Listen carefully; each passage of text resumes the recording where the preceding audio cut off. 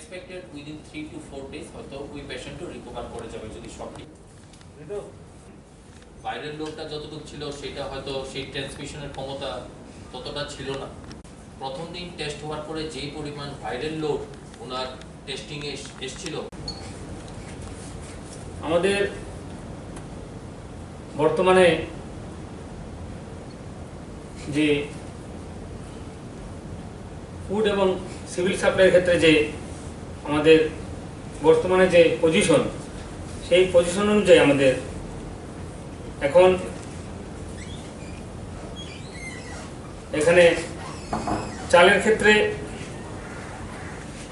আমাদের যা মজুত আছে 63 দিন আমাদের চলবে, গম 74 দিন, চিনি 12 দিন, লবণ 15 দিন, মসুর ডাল 32 দিন,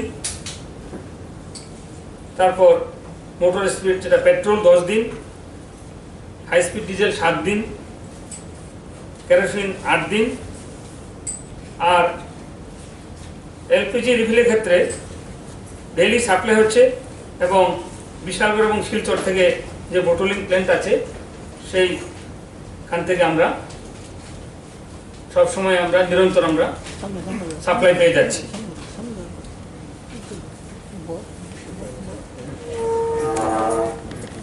আর কোভিড-19 সম্বন্ধে আপনাদের কাছে আমাদের রাজ্যের চিত্রটা তুলে ধরছি। এখানে আমরা আজকে পর্যন্ত যে আমাদের কাছে যে খবর আছে সেখানে আমাদের টোটাল পারসনস আন্ডার সার্ভেলেন্স শুরু থেকে সেখানে আমাদের 10,755 জন, তার মধ্যে 14 দিনের অবজারভেশন পিরিয়ড 10,155 জন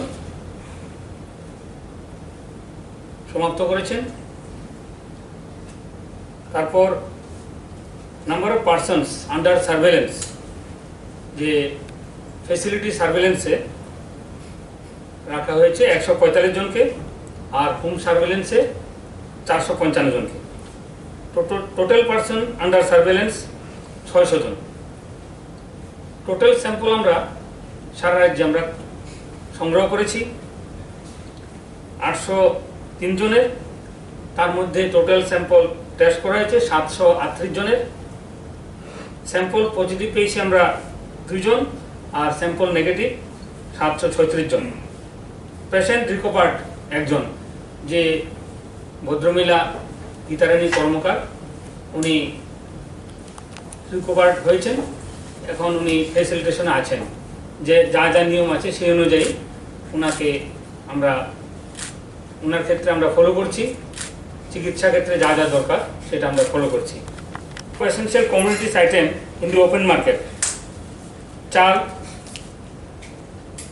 15 দিনের আছে, আটা 10 দিন, চিনি 34 দিন, লবণ 17 দিন, পালসেস 12 দিন, এডিবল অয়েল 66 দিন, পেঁয়াজ 11 দিন, আলু 19 দিন। এটা হচ্ছে আমাদের খোলা বাজারে যে ওপেন মার্কেটের যে পজিশন, এটা টোটাল ওপেন মার্কেট। আর অ্যাক্টিভিটিস ইন হোলসেল মার্কেট, সেটাতে আমরা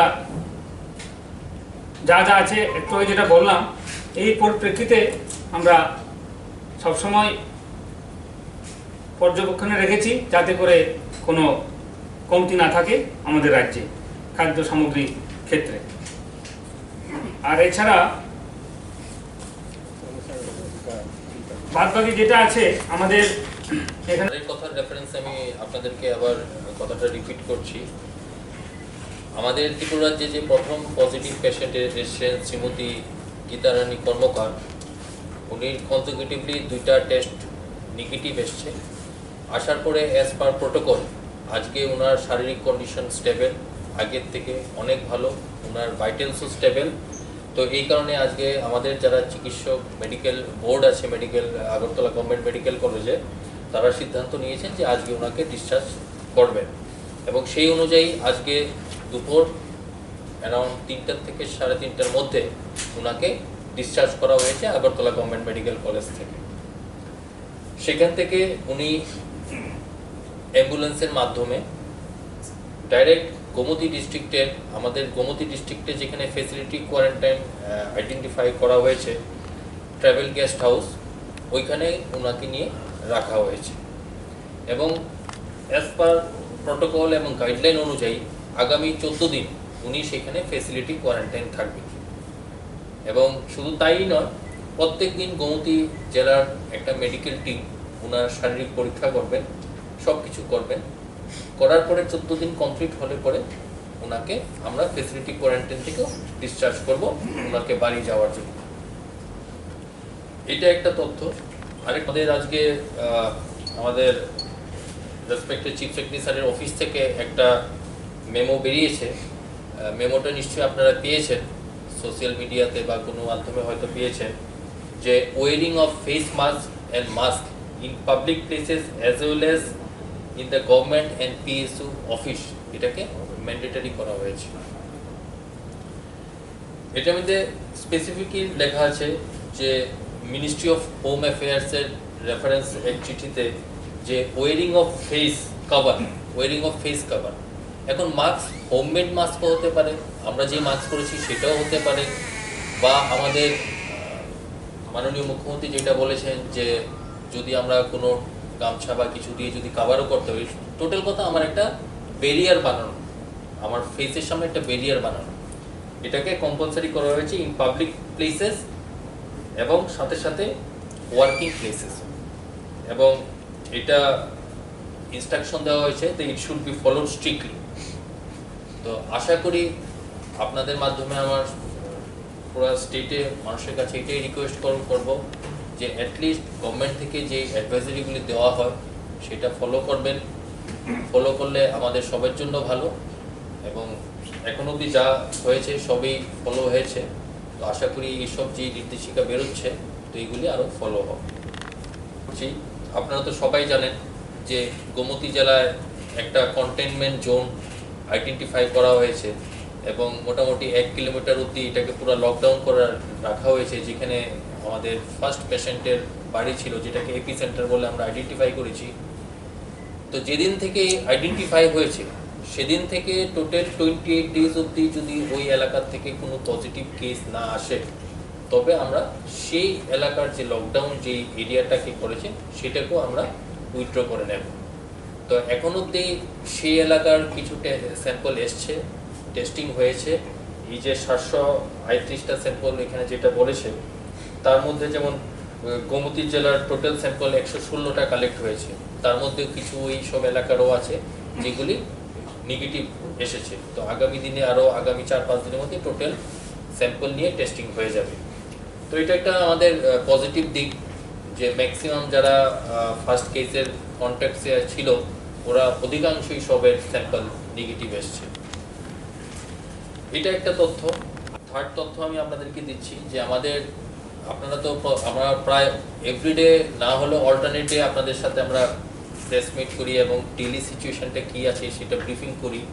আপনারা নিশ্চয়ই দেখেছেন আমাদের যে টেস্টিং যে ক্যাপাসিটি, এটাকে কিন্তু আমরা অনেক স্কেলিং আপ করেছি। আগে একটা নির্দেশ ছিল যে আমাদের কোনো পেশেন্ট অ্যাজ পার ক্রাইটেরিয়া সেই গাইডলাইনে পড়লে তাদেরকে আমরা টেস্টিং করব, বা টেস্টিংয়ে এই জিনিসগুলি ফুলফিল করতে হবে তারপর টেস্টিং করব। কিন্তু বিগত 5-7 দিন ধরে আপনারা দেখছেন আমাদের কিন্তু টেস্টিং ক্যাপাসিটি অনেক বেড়েছে, এবং আজকের দিনের থেকে নেক্সট 1 উইকে আপনারা দেখবেন যে ফিগার আছে তার থেকে অনেক ডাবল থেকেও অনেক ট্রিপল ইনক্রিজ করবে। কারণ আমরা গভর্নমেন্ট থেকে আমরা সেই স্ট্র্যাটেজি নিয়েছি, এই জন্য আমাদের অলরেডি কাজ শুরু হয়ে গেছে। তো আমরা চেষ্টা করছি খুব দ্রুত তাড়াতাড়ি সম্ভব উইদিন 7 ডেজ আমরা সেই এক্সারসাইজটাকে কমপ্লিট করার জন্য ইন এ মিশন মোড। যদি তারা ছিল টোটাল 16 জন, 16 জনেরই টেস্টিং হয়েছে, 16 জনেরই নেগেটিভ এসছে। তো it is a good news, আমাদের জন্য ভালো, সবার জন্য। থেকেও কম এসছে। তো উই আর ভেরি হোপফুল যে আগামী টেস্টিং আগামীকাল আমরা হয়তো করব। তো যত এক্সপেক্টেড উইদিন 3 to 4 ডেজ হয়তো ওই পেশেন্টও রিকভার করে যাবে যদি সব কিছু ঠিকঠাক থাকে। আর কারেন্ট সিচুয়েশনে এই পরিস্থিতিতে পেশেন্ট একদম স্টেবল আছে, ওনার everything is under control. Second পেশেন্টও স্টেবল। সেকেন্ড পেশেন্টে ব্লাড স্যাম্পল টেস্ট হয়েছে